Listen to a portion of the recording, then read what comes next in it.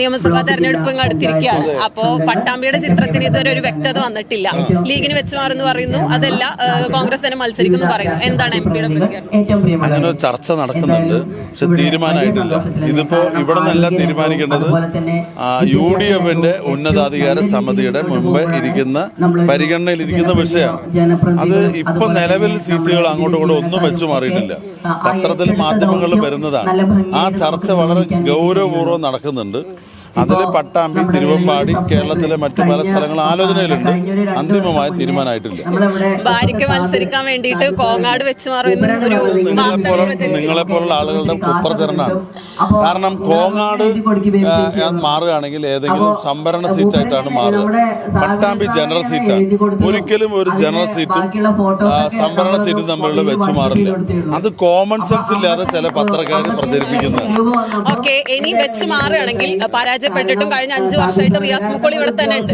അപ്പോ റിയാസ് മുക്കോളി ഏത് മണ്ഡലത്തിലേക്കാവും മാറ്റാം? ഇതെല്ലാം തീരുമാനിക്കുന്നത് കോൺഗ്രസ് പാർട്ടിക്ക് ഒരു സിസ്റ്റം ഉണ്ട്. KPCC ഇലക്ഷൻ കമ്മിറ്റി, അത് കഴിഞ്ഞാൽ സ്ക്രീനിംഗ് കമ്മിറ്റി AICC, അത് കഴിഞ്ഞാൽ സെൻട്രൽ ഇലക്ഷൻ കമ്മിറ്റി. ഇപ്പൊ സ്ക്രീനിംഗ് കമ്മിറ്റിയുടെ പരിഗണനയിലാണ് പകുതി സ്ഥാനാർത്ഥികൾ.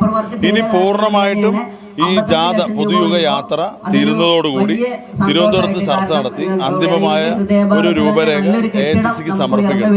ഇപ്പൊ പ്രഖ്യാപിച്ചതൊന്നും ഔദ്യോഗികമായിട്ടല്ല. അതെല്ലാം ഓരോ പത്രമാധ്യമങ്ങൾക്ക് അവർക്ക് ഇഷ്ടമുള്ളതനുസരിച്ച് പാലക്കാടും തൃപ്പൂണിത്തറയും ഒക്കെ അവര് പ്രഖ്യാപിക്കുകയാണ്. ഞങ്ങളെ ഈ സ്ഥാനാർത്ഥികളെ പ്രഖ്യാപിക്കാനുള്ള അധികാരങ്ങളും ഞങ്ങൾക്ക് വിട്ടുതരണം. പാലക്കാട് പിഷാരടിയുടെ പേര് കേൾക്കുന്നുണ്ട്, പരിഗണനയിലുണ്ട്.